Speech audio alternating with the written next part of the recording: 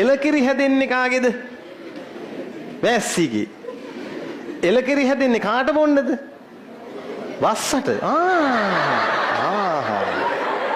හරි හරි හරි. හරි හරි හරි හරි හරි හරි.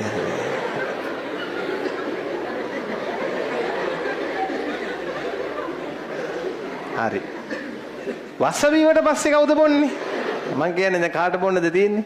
වහු පැටියට. තමයි කියන්නේ. ඒක තමයි කියන්න ගියේ. නමුත් කියවන එක බඩවස්ස කියලා. එතකොට ඇයි වහු පැටියට බොන කිරි අපි බොන්නේ? ඒකේ තියෙන පෝෂණීය ගුණය නිසා. නමුත් ඒ කිරි හැදෙන්නේ ඒ විශේෂයට හොඳට ජීර්ණය කරන්න. එලකිරි හොඳටම ජීර්ණය වෙන්නේ කාගේ ආහාර මාර්ගයකද? හරකෙක්ගේ.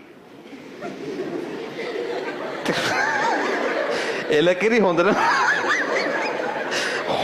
ජීර්ණය වෙන්නේ කාගේ ආහාර මාර්ගය තමයි පුතේ? හරකෙක්ගේ ආහාර මාර්ගය තමයි ඒක හොඳටම ජීර්ණය වෙන්නේ. දැන් අපි දන්නවනේ අපි කවුද කියලා. එතන අපේ ජීර්ණ මාර්ගයට හොඳටම මේක දිරවන්න පුළුවන් වෙන්නේ මව් කිරි.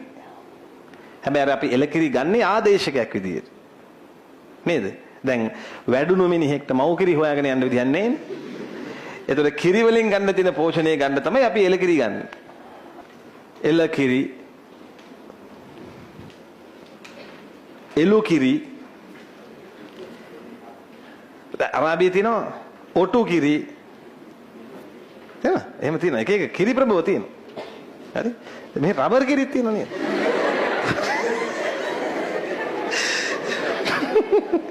වෙනත් ප්‍රභවවල කිරිවලට වඩා ලදරුවාගේ ආසාත්මිකතා ඇතිවීමේ සම්භාවිතාව මව් කිරිවල අවම වේ. ඇලර්ජිස් හැදෙන්නේ අඩුයි. ආසාත්මිකතා හැදෙන්නේ අඩුයි.